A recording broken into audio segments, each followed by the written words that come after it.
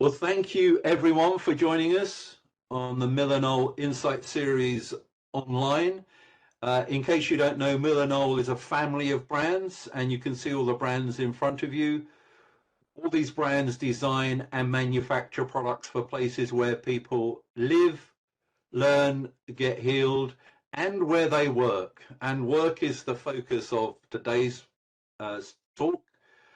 And I'm really pleased to have Deepak Parmar back for his third time on the Insight series. I was just looking through. Deepak is with a company called MCM or MCM Architecture, as a lot of us know it by. And he's the design director and the B Corp lead. And I'm going to let him tell us a little bit about B Corp, if you don't mind, because I'm sure there'll be a lot of people who will not know that. Really looking forward to a great session. Thank you to all those that are joining us from all over the world.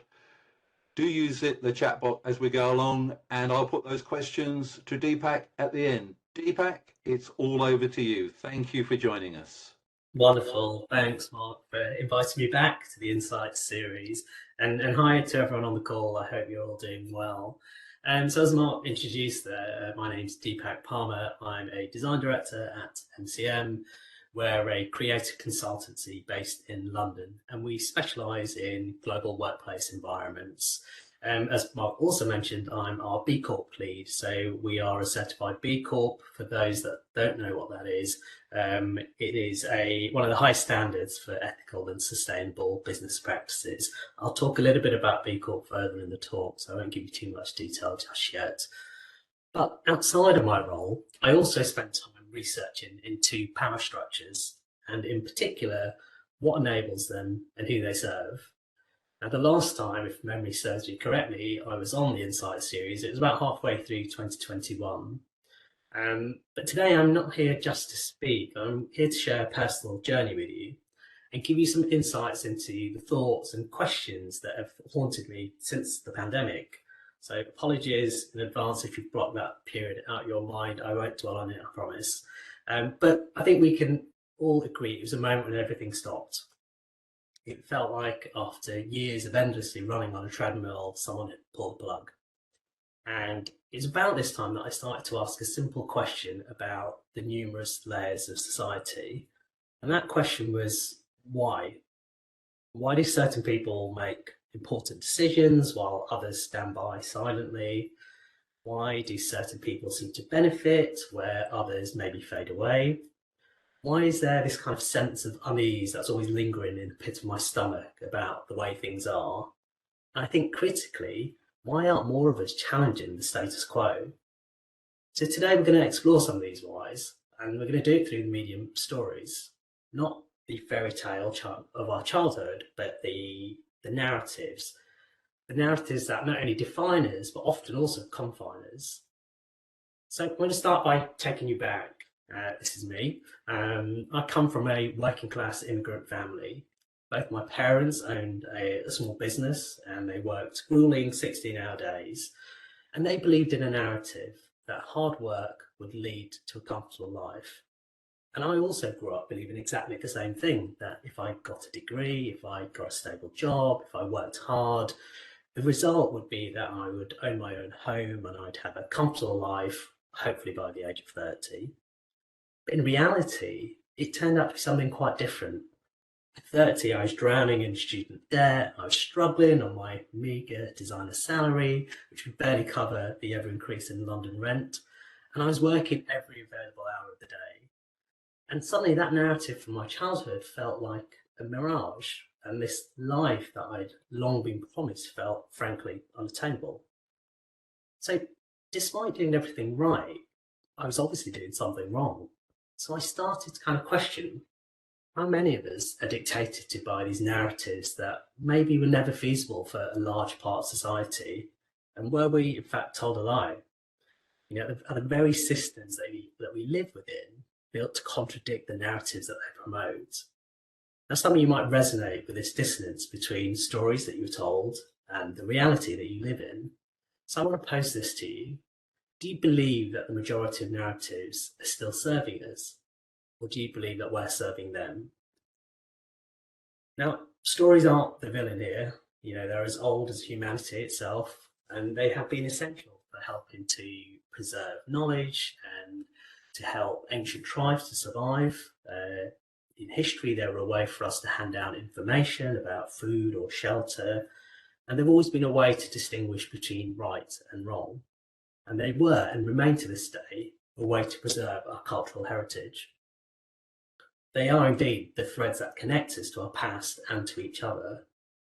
But if stories are so fundamental, why are they leading us astray? And why do we still use them today? Well, firstly, they make learning incredibly effective. Our brains light up when we hear or read a story. It's one of the main reasons we still use it as the primary tool to teach children. And it's been proven that as you hear a story unfold, your brain waves start to synchronize with the storyteller, thus fostering empathy. And in today's global world, stories highlight our commonalities and our unique differences that are binding us together even as our world grows more complex. So as crucial as narratives have been for progress, they now shape almost every aspect of our lives. And the stories and narratives that we hear shape our perceptions. Our perceptions and beliefs shape our choices and our actions, and our choices and our actions form our realities. So in today's world, these narratives shape almost all of our choices, from how we vote, to where we shop, to what we think of each other. So I think we've come to a crucial reflection point. If these ingrained narratives dictate so much of our reality, how do we discern whether they serve our individual and collective well-being? Now, I know what you're asking. Haven't we always known this? Haven't we always known that stories can sway people one way or another? Well, yes. But when I look around today, I can feel the compound effects of this so-called polycrisis. We hear about the climate crisis on a daily basis in the news when we see unprecedented global weather events. We hear about the energy crisis when we're talking to colleagues when we've had yet another increase in our household bills. And today, the mental health crisis has led us to describe Gen Z as the anxious generation. So I think it's evident that prevailing narratives are actually having the opposite effect on our lives than we originally designed for. And in some cases, they're actively undermining our quality of life. Now, I use the word design there purposefully because I think the first step in challenging existing narratives is understanding that they were created by us, which means they can be changed by us. So how then do these dominant narratives manifest in our workplaces? And what effects do they have on our society and on us as individuals? Well, I'm sure some of you will remember the recent phenomenon of quiet quitting. Now, this wasn't just about disengaging from a job. It was questioning the very ethos of our work cultures. But if work's such a core area of our lives where we find purpose and fulfillment, what narratives are leading to such discontent? Well, I think one of the reasons is the foundational purpose of business itself. It's often described as to make profit, create wealth for shareholders, with the hope being that in turn this trickles down to employees. But according to a recent UK survey, while the median CEO salary in the FTSE 100 soared to £3.81 million, the average full-time worker earned just £35,000. That means by lunchtime on January 4th, that's only 4 days into the new year, these CEOs had already earned what most employees make in a year. Now, on paper, this aligns to the original purpose, making money for shareholders. But in reality, it's fostering this deep inequality and exploitation. Another example might be our working week. The 5-day week is a relic of the 1920s. And Henry Ford famously introduced it in his factories on the premise that his employees would go out and spend money in their communities and hopefully eventually buy one of his cars to use in this newfound leisure time. But unlike a month, which is an orbit of the moon around the Earth, or a year, which is the Earth's orbit of the sun, the week doesn't stem from a natural phenomenon. It's created by us, humans. And for decades, this has been unchallenged. But I think it fails to accommodate the diverse needs of today's workforce. In her book, Work Style, Lizzie Penny identifies 7 groups who are excluded by traditional work rhythms: parents and primarily women, older workers, carers, people with chronic illnesses, people with disabilities, people with mental health problems, and neurodiverse people. All of these groups are forced to compromise on how, where, and when they work, limiting their employment opportunities and their contributions. So it doesn't take much to realise that employers wanting to be more inclusive are missing out on a large portion of the labour market. Let me tell you about an example. So many of the women I speak to believe they've been sold a lie about being able to juggle parenthood and having a career. And their fears about whether motherhood will have a detrimental effect on their career is often founded in truth. Although the overall percentage of mothers in employment is at its highest, research has found that by the time a woman's first child is 12 years old, her hourly pay rate is an average 33% behind men's. And 86% of women who manage to agree a flexible working contract have said that they've faced some form of discrimination at work due to the facts. So this is yet again another example of where the narrative doesn't suit the systemic reality. And it's a direct effect of the way our parental leave systems are set up in the UK, with women getting up to 52 weeks of maternity leave as opposed to the majority of men only granted 2. This is peddling a narrative that women should be the primary caregivers and men can easily go back to work. Although shared parental leave has now become more of a feature in organisations, only 2% of those eligible actually took shared parental leave in 2019. And this number has declined further during the pandemic. So combine this with the spiralling cost of childcare, which for many couples is 25% of their monthly income. It's obvious to see that this is not just about hours worked, it's about who gets to work and how. But actually, when you zoom out, the cost of this isn't just on the individual, it's on the state as well. In a survey compiled by AXA, it's estimated that work-related stress and burnout is costing the UK economy £28 billion a year and results in 23 million sick days a year. Another example might be the location that people work. So before the pandemic, the dominant narrative stated that knowledge work is done in an office, that teams could only collaborate when they were in a room together. And in order to have a meeting with a client across the globe, you had to increase your carbon footprint by getting on a plane and flying across the globe. It was perceived that work was in most cases done at work. Now, the pandemic shattered this traditional notion that real work is only done in an office. But it seems that many organisations have forgotten that work is an activity, it's not a location. Now, we know certain tasks are just better done in person, in terms of experience, in terms of output, but we also know the cost of productivity and personal health when people aren't working in the best environment for their job role. Now, some businesses, many businesses, have embraced this version of hybrid working, the current version of hybrid working, but they haven't really challenged the old models that it was born out of. And I suspect if you ask them whether it's truly delivering to its promise, many would probably say no. So I think we have to ask ourselves, are we truly optimizing for productivity and inclusion? Or are we actually just clinging on to old habits and old ways of doing things out of fear of the unknown? I mean, for a species that sent a man to the moon, it's not outside the realm of our creativity to create a more balanced way to work. I think it's time for a bold reevaluation of how we measure success and define productivity in our workplaces. So there's 3 examples there of what I call accepted norms: the purpose of business, the time one works, and where one works. But when you peel back the thin veneer of these business as usual narratives, who really benefits?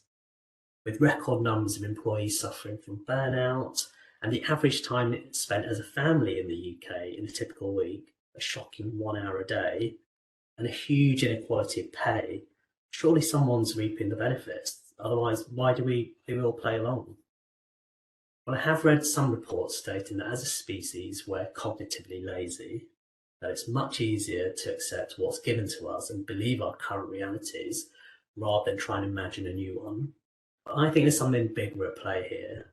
I think we're so consumed with the tangible things that are affecting us directly, like keeping our jobs when there's the ever-increasing threat of economic downturn, that we often struggle to zoom out and see the bigger picture.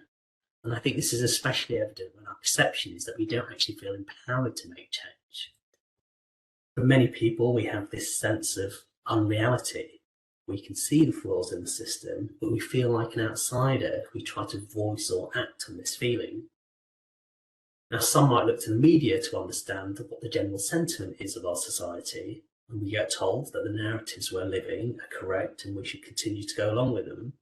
But whenever I read an article that seems to be benefiting the few over the many, I always remind myself of this saying, that those who control the narrative control the world.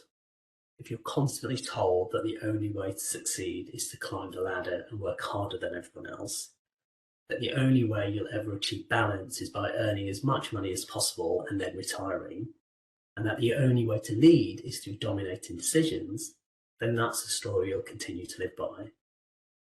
But what if we chose not to? What if we chose to tell ourselves another narrative?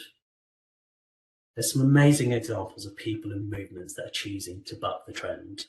Like, for example, the visionary concept of donut economics. It's coined by the economist Kate Raworth. Highly recommend reading her book.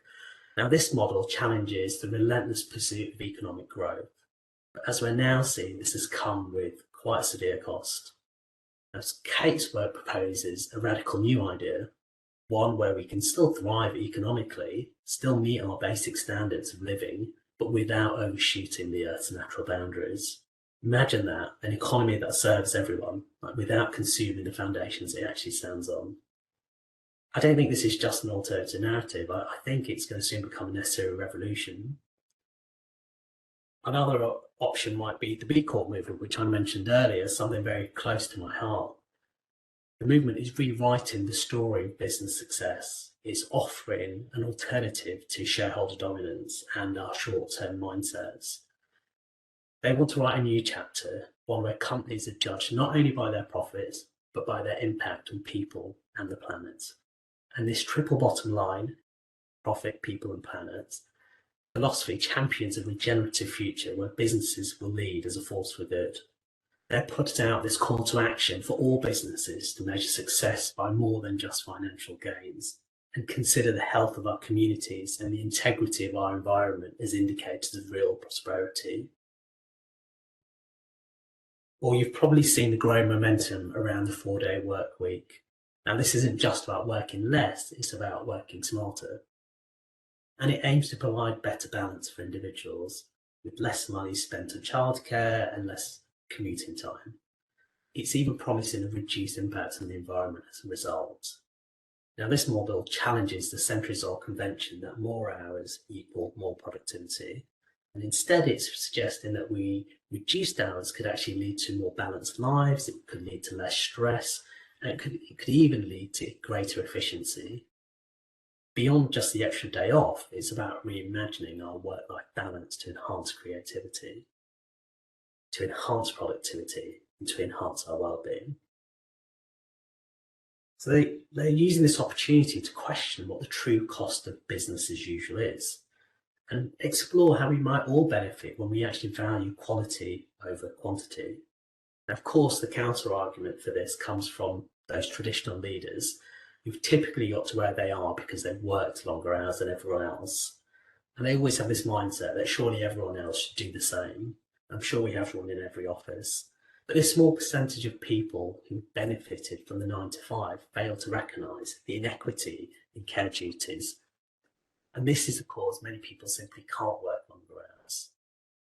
These leaders have had the privilege, which for many hasn't been an option.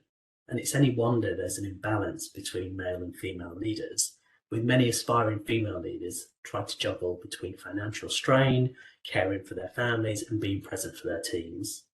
And we're also starting to see this play out with younger generations who are starting to ask, do we even want to work longer hours? Many of them are accepting that they may never be able to afford property without help, and they'll likely be working much later into their lives. So it feels like Gen Z on the face of it are bucking against this current capitalist mindset, and they're questioning if they actually need to have it all, or maybe just having enough is enough. Kind of reminds me of a story about the fisherman and the businessman. Some of you might have heard this, but once there's a businessman who's sitting by the beach and he sees a fisherman in a small boat, The fisherman's unloading a few big fish he's caught that day. The businessman, who's impressed, asks, "How long does it take you to catch so many fish?" And the fisherman replies, "Oh, just a short while." So the businessman, who's astonished by this, says, "Then why don't you stay longer at sea and catch even more?" Well, the fisherman replies, "This is enough to feed my entire family." So the businessman curiously asks, "What do you do for the rest of the day?" And the fisherman replies, "Well, I usually wake up early in the morning, I go out to sea, I catch a few fish, and then I go back and spend time with my family. And in the evening, I meet my friends, we play guitar, and we sing and dance into the night." And the businessman offers a suggestion to this. He says, "Look, I'm very successful, and I think I can help you become more successful. From now on, you should spend more time at sea and try to catch as many fish as possible. And when you've saved enough money, you can buy a bigger boat and catch even more fish. And soon you'll be able to set up your own company. You'll move out of this village into a main port, and you can set up a HQ to manage your other branches." The fisherman looks at him, slightly puzzled, and what happens after that? And the businessman laughs and says, "Well, after that, you can live like a king in your own house. When the time's right, you can go public, float your shares on the stock exchange, and you'll be rich." And the fisherman looks at him and says, "What happens after that?" And the businessman says, "Well, after that, you can finally retire. You can move to a house in a small fishing village, wake up early, catch a few fish, return home, spend some time with your family, and then when the evening comes, you can join your friends for a drink, play the guitar, and sing and dance throughout the night." Now, this tale isn't just quaint. It questions the very foundations of our more is better narrative. Because what if living well isn't just about having more, but about needing less? Now, all of these narratives, some better than others, are focused on trying to readdress our societal preconceptions that allow more people to thrive. But at the moment, many of them are fringe ideas. They're narratives that many have heard of, but the majority of us don't believe they could ever come into being. So why is this? Why do we find it so hard to challenge dominant narratives and accept new ones? Let me explain some of the obstacles that I've identified. The first is that we fear the unfamiliar. Change is unsettling for many, we know this, and sticking to known narratives often provides us with a sense of predictability, even if those narratives are limiting or outdated. But I think this fear of uncertainty is misguided. There's much uncertainty that's currently affecting us and will continue to do so in the future, whether it's another pandemic, it's another war, or it's the effect of climate change. Uncertainty is here to stay, and being able to deal with it and challenge assumptions could well be the difference between your business thriving or not. The second reason is we like to stick in our lane. We have a strong human instinct to fit in with the group. We rarely want to risk social exclusion or criticism, and therefore we choose conformity. And this often correlates strongly with cognitive dissonance, when new information conflicts with our existing beliefs. And even if we're faced with compelling evidence, we still feel discomfort when we're challenging it. But there is counter to this, which is known as cognitive flexibility. That's the ability to change one's mind, and it's recognised as being vital, especially in leadership, when we're changing our decisions, or we're learning, or we're adapting to changing circumstances, or even creative expression. Arguably all critical tools we need for innovation. But the most powerful blocker, and the most potent in my eyes, is that the powerful don't concede power easily. Why do you think it's so hard to get rid of authoritarian leaders? If it was easy, Putin would have been gone long ago. But it's not just the ego of politicians, it's also the education systems that reinforce these dominant narratives. It's the media that perpetuates dominant narratives and presents them as the only valid perspective.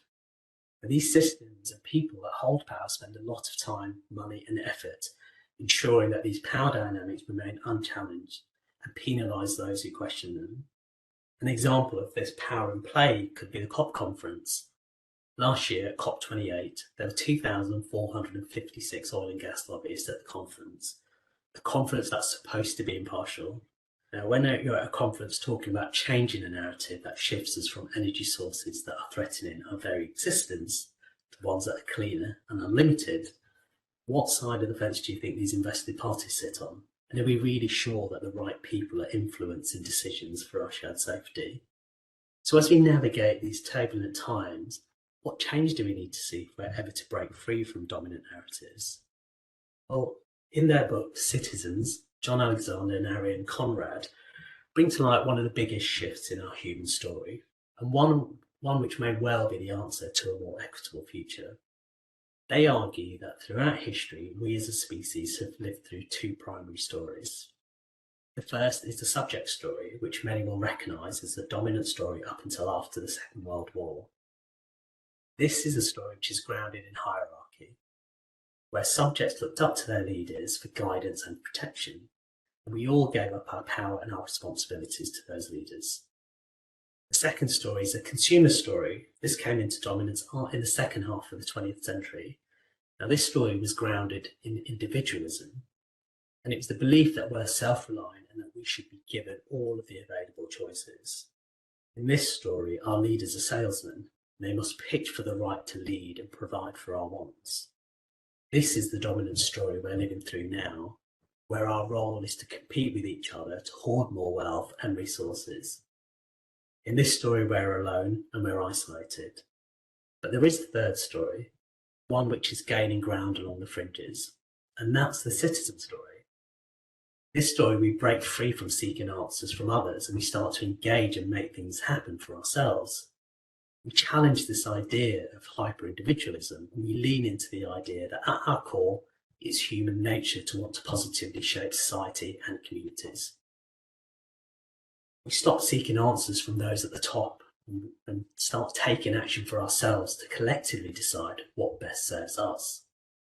With engagement in politics at an all-time low and engagement in the workplace also suffering, I think it's time to step into our roles as community shapers and leaders, because business as usual simply is not delivering a future that most people aspire to.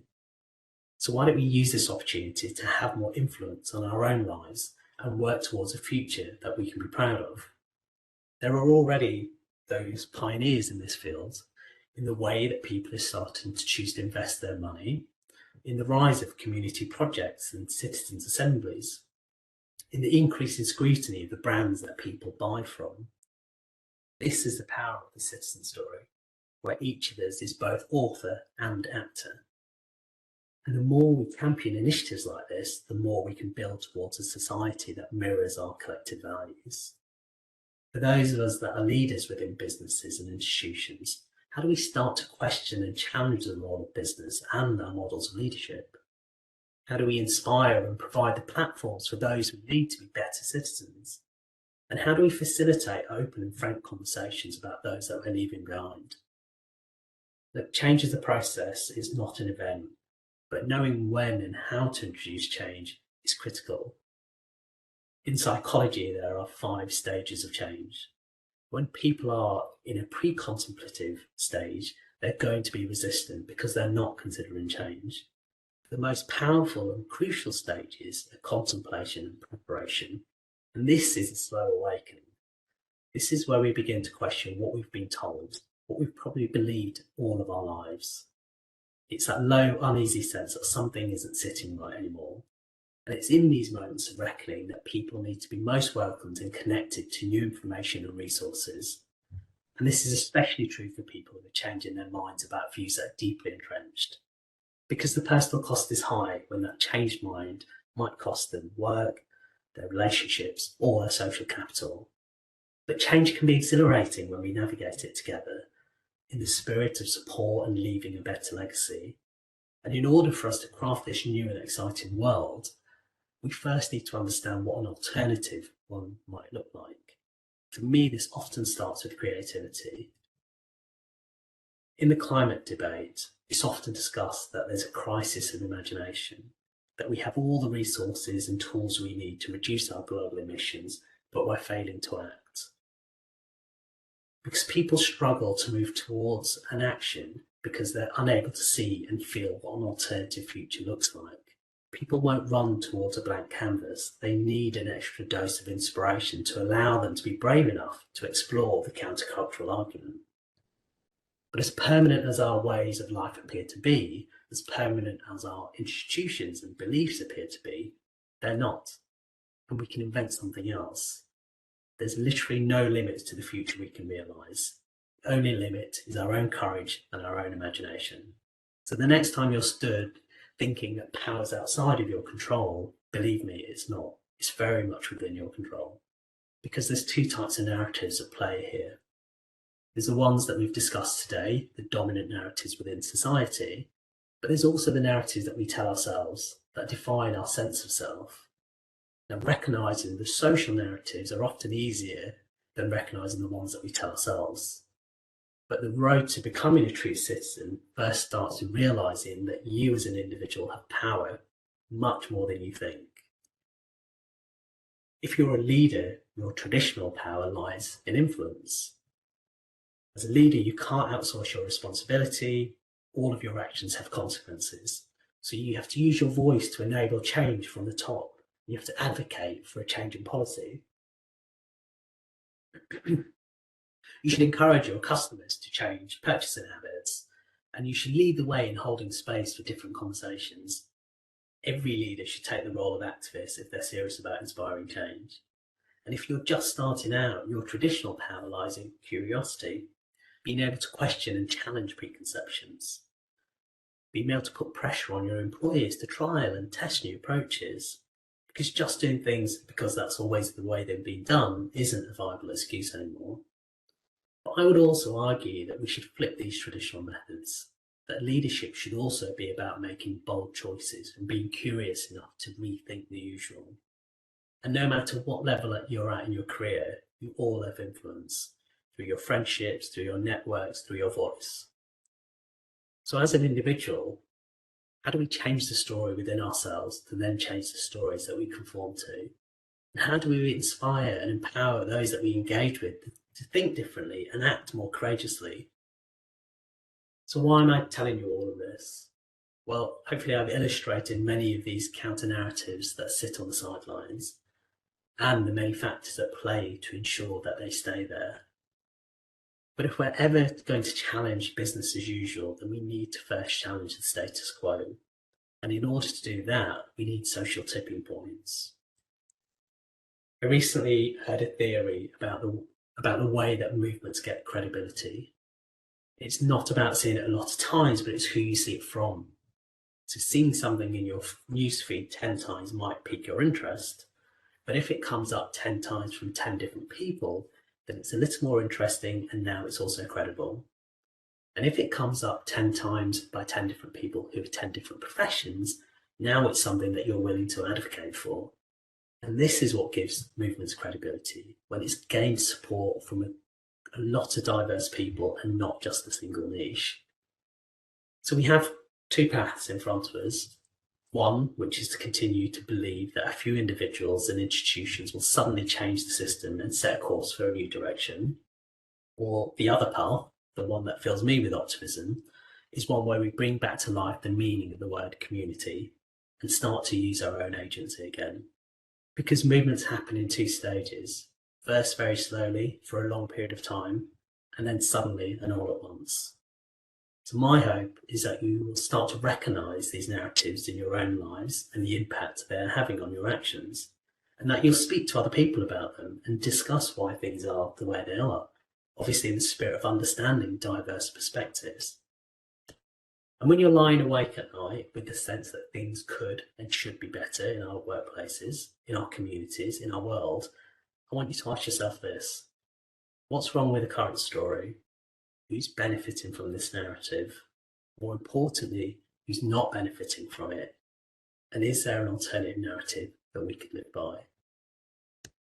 So thank you for listening. I hope some of that resonated. If it did, feel free to connect with me on LinkedIn. The QR code should take you directly there. And as Mark said, I'm open to questions. Mark, thank you for hosting. Thank you very much, Deepak. we will send your LinkedIn details in the follow-up email, and I think you said we could share the deck as well. Is that right? So you will be getting the deck. Wow. I have to say that's really, really challenging. It reminds me of a quote from the founder of Herman Miller, actually.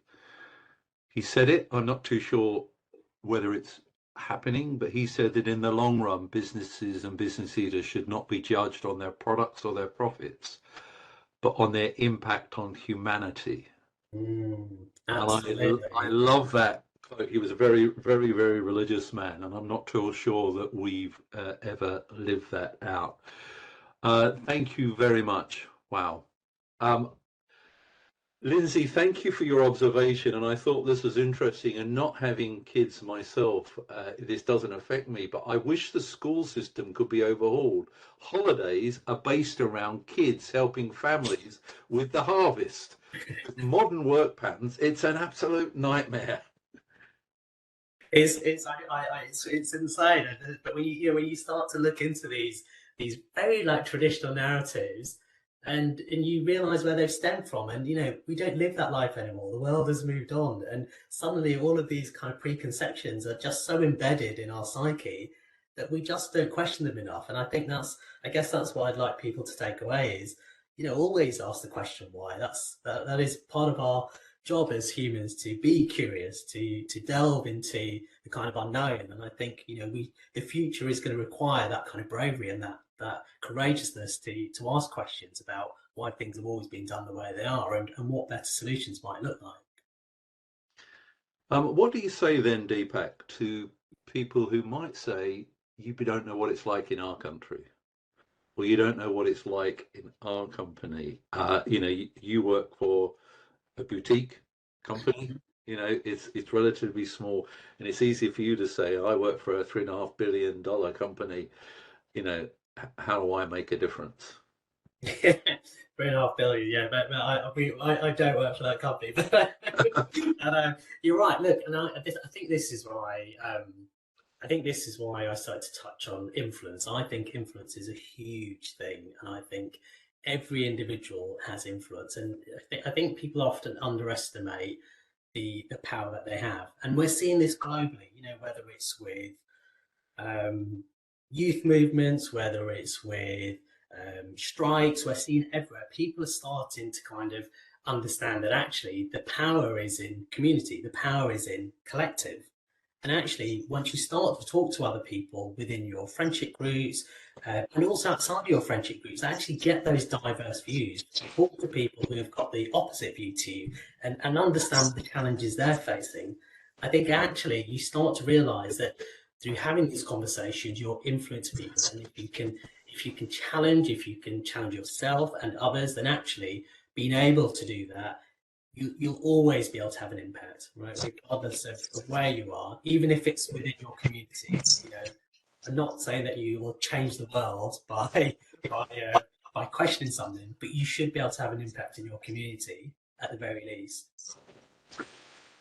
Thank you. Do you think, this is from Louisa, do you think the future will be that people will not work for organizations, but more for themselves and offer their services? I guess that's a bit like the gig economy that we've talked about. Yeah, and I think we're already starting to see that more, and I think that will increase because of this. I guess this realization that when I speak to a lot of younger people, they are, I suppose that, look, I don't want to say disenchanted. I don't think that's the right word, but they're realizing that their future will look very different. They will work much longer. They will struggle to buy property if it continues going at the rate it is, and therefore they've already kind of accepted that and chosen then, well, if that's the case, maybe I want to travel more, maybe I want to live in Italy 3 months of the year. So actually I think that increase in the gig economy is going to continue, and I think we'll see more people that will offer their services out rather than feel tied down by a single employer. Thank you. Rajendran says smart work for 4 consecutive days with 8 hours per day can help developing countries become competitive with developed nations. What steps can the country take? Here, are you going to become a major politician now, Deepak? What steps can the country take to achieve this, to give the balance with work and family? Yeah, look, I think the 4-day week trials globally have been very interesting and very enlightening. But I also think there is a nuance with the 4-day week. I mean, all the studies I've read have all kind of said the same thing, that there is no one model that suits every organization. Like, it is very unique. And I'm even seeing pushback on, having the single day off, because typically you then save up all of your family chores, etc., for that one day, right? I do it now. So, when we work summer hours, I end up, my Friday afternoons are just taken up with doing tasks around the house. So actually there's a counter argument, which is to say, actually, a better model would be maybe a reduced day across the week, and actually more autonomy over your own schedule. Now, it can get incredibly complex, as we know, especially when you're working in teams, because then you're trying to coordinate with people. But I genuinely think there is a solution, and I think at the very least, organisations should trial a version of it, see what's working, see what's not, and be very honest and be authentic about it. It might not work for all of your roles, but I think if you don't try, you simply won't know. And we're in a world actually where complexity can be taken away from us by technology. So we could use some of that technology to sort out some of that complexity, couldn't we? All the planning. Absolutely. Luke Monroe, thank you. Great focus on the battle between wanting more and needing less. How does that communication translate into the offices we are designing for our clients? Oh, Back great. into the world here. This is what we all do. Yeah, well, look, let's take our office as a prime example. We moved into this office just before Christmas, and our goal was to create as low carbon impact office as possible. So we've stripped almost everything back. I mean, you can see it in the room I'm in now. There is nothing unnecessary in this room. I mean, even the screws in the walls are we can see. We haven't plastered over them. We've not tried to hide them. We've really tried to strip it back to its bare minimum in terms of creating something that is authentic, but actually something that we can dismantle and something that could very easily be recycled and reused in a different life. None of our furniture is virgin furniture. It's all repurposed, it's pre-loved, some of it's vintage. So actually, again, just rethinking about the value of things. And, when you buy quality, you tend to retain that. So actually really thinking about how we change our mindsets around the idea of reuse and the idea of dismantleability and the idea of being able to actually not just follow the latest trend, but actually have a bigger, I suppose, a better principle around design.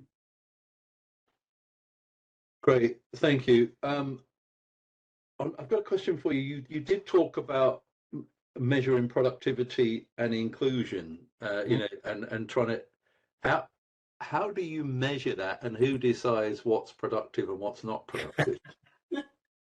Yeah, great question. The eternal question of how do you measure productivity?